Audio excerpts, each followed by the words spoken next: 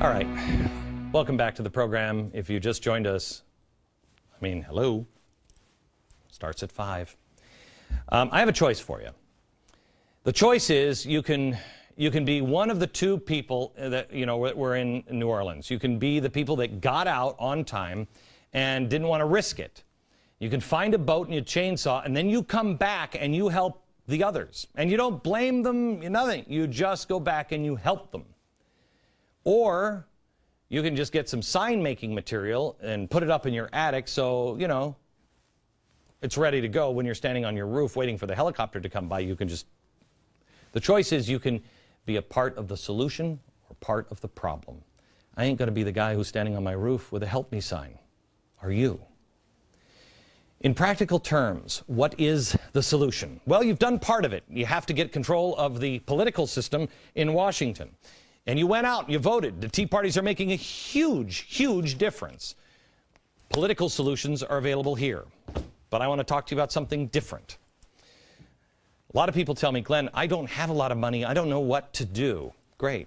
Let me give you a little hint on something. Somebody told me the other day that the average home in America, this is phenomenal. I can't believe this is true. The average home in America has $25,000 worth of stuff that they don't need or don't use. Lying around. You've got it in boxes in your basement. You have it in little used rooms. You just got extra stuff.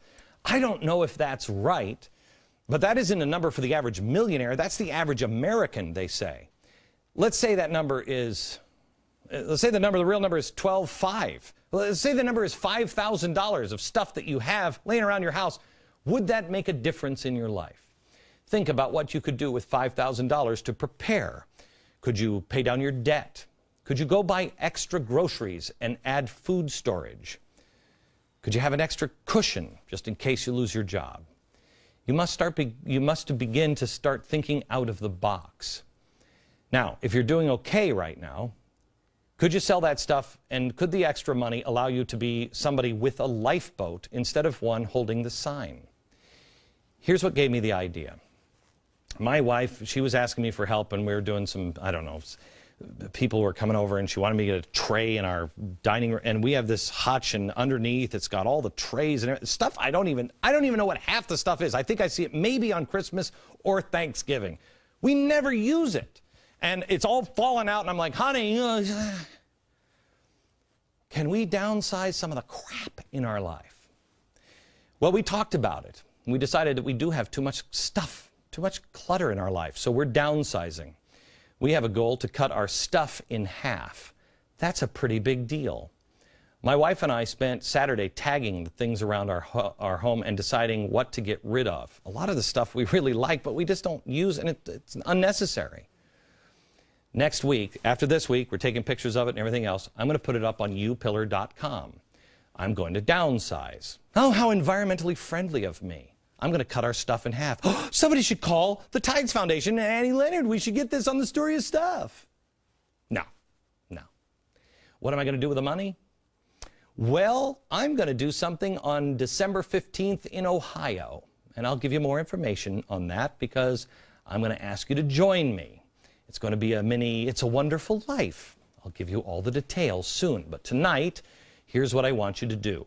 I want you to talk to your wife or your husband about reducing your debt, your stuff footprint. And then ask if you will join me on a quest. Not the thing in Ohio. If you want to join on that later, that's fine. This quest. What could you do with $5,000? However much you have, $1,000, $500. Could you buy extra food? Would it put you in a position where you would be more prepared? Please, talk to your family tonight. Find out. It's step number 1 in a quest that, I'm telling you, I was just nominated for Time Man of the Year, which I think is a total joke. No, I was honored. And I'm counting on it too. Here's what the difference is. Forget about the Time Man of the Year. Next year, we're going to build the people of the decade. You talk to your family tonight. Have an answer ready for me tomorrow. I'll give you more details tomorrow night. But up next, I have to go back to George Soros. Oh my gosh, George Soros and Sarah Palin's new show. Wait until I show you the unbelievable connections. What is your dream? This day is a day that we can start the heart of America again. And it has nothing to do with politics. It has everything to do with God. Everything turning our face back to the values and the principles that made us great. We have a choice today. We have a choice.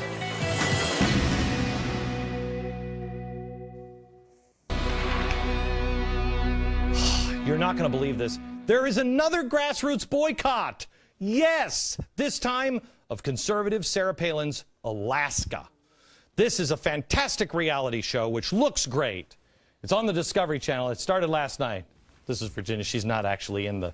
She's going to help me in here. Come on over here for a second. There she is climbing, and then she meets bears and everything.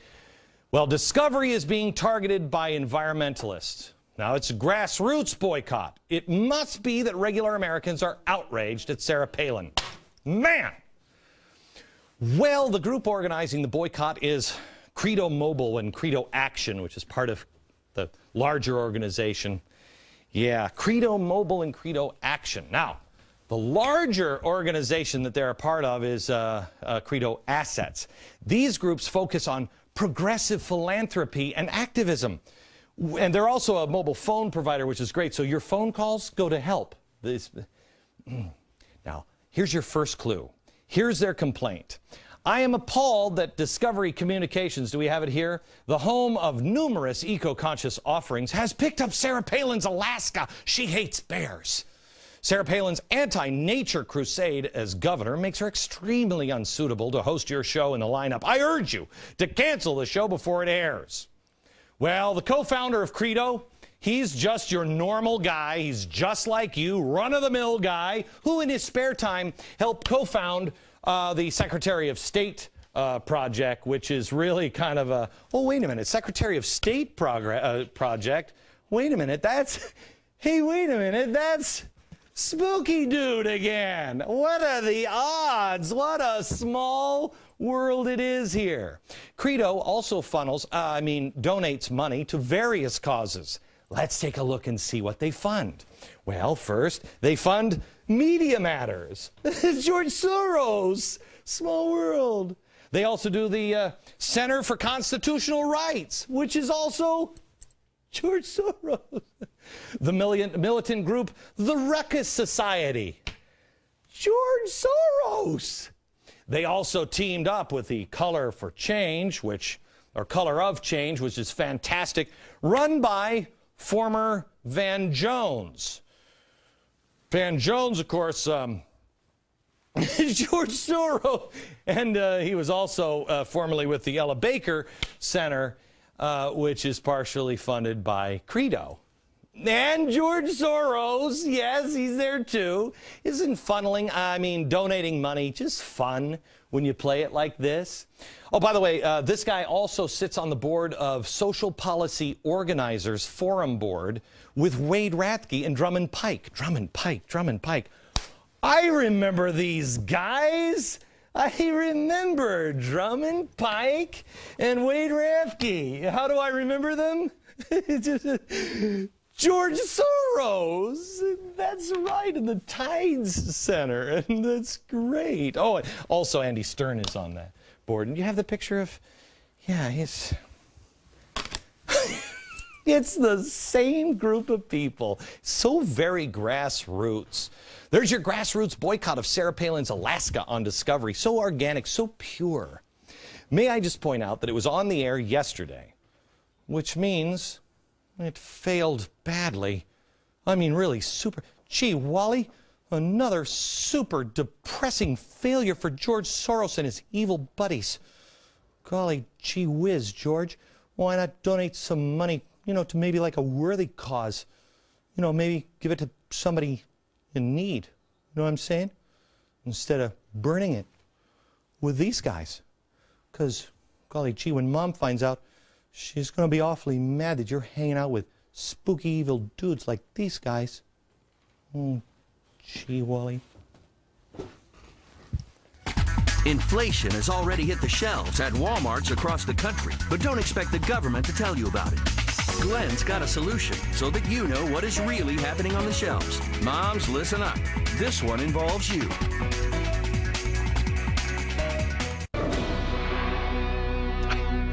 Tiffany, do we know this man's name? Do we know this guy's name? He didn't give us his name. Oh, I have it here. It's Albin Sadar. And he wrote this. He made this for our viewers. Sometimes are very creative. He just dropped this off for us today, and it is Puppet Master Theater. This is me, George Soros. He's dressed as the Emperor, which is very... I think it's fantastic, strangely. All right. Who can you trust? Who can you trust? Can you trust the government and their numbers right now? Well, we know about the numbers for the jobs that they reported on Friday, and they're better than expected. That's good, right? Job numbers earlier this month, payrolls supposedly expanded by over 151,000 jobs. It's great. I mean, look at the headlines here. It's fantastic. Bad news here, they misled you. They misled you. Some people would say they lied to you, but those would only be, you know, the people like me. The government changed the seasonal adjustment. It changed that formula so they could make the they could boost the job numbers, the numbers of jobs created in October by 100,000 jobs. In fact, according to John Williams, not the music guy, he works at Shadow Government Statistics. The BLS, Bureau of Labor Statistics, is fiddling with the figures via what he calls the seasonal factor games.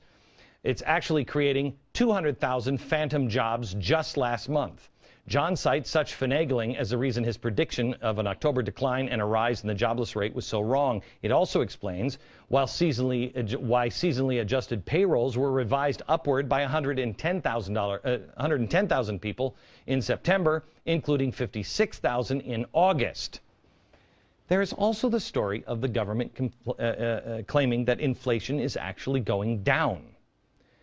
But did you see the secret Walmart survey? Inflation is here, and it is rising. The survey showed a 0.6% price increase in just the last 2 months alone. At that rate, prices would be close to 4% higher a year from now. That's double what the Fed's mandate says. What it means is you could be paying $5.50 a gallon at the gas pump a year from now, and the government will be telling you that gas prices are down because they're playing with the numbers. They always do. We want you to know the truth, but how do we get the truth? I talked to a couple of people this weekend. We've enlisted asamom.org and 912superseniors.org to be our inflation watchdogs across the country. I want to know what's happening in your area. They're going to be checking the prices on the grocery store shelves of the products that you use every day and reporting on inflation weekly so you can do your own homework and be part of the solution. If you want to be part of those groups, if you want to help, we could sure use the help. We'd love some eyes and ears out in the grocery stores and at the gas pumps. You be part of the solution, not part of the problem. Check those sites out. Back in a minute. This week, not only the problems, but the solutions. Solutions all this week. Tomorrow, history you never knew that will blow your mind. Also, later this week, food storage. And then on Friday, we started something about the trilogy of holidays last Friday. We're going to work on Thanksgiving and gratitude. You don't want to miss it. Until then, we'll see you tomorrow from New York. Good night, America.